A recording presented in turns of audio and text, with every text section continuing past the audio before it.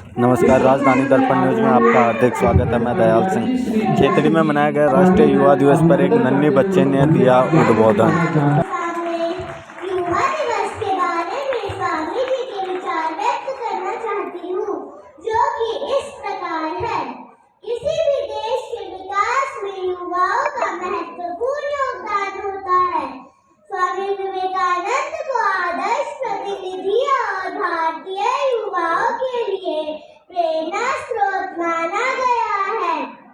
स्वामी जी ने कई बार अपने अनमोल और प्रेरणादायक विचारों से युवाओं को प्रोत्साहित किया है और आज भी उनके विचारों से युवाओं को प्रेरणा मिलती है।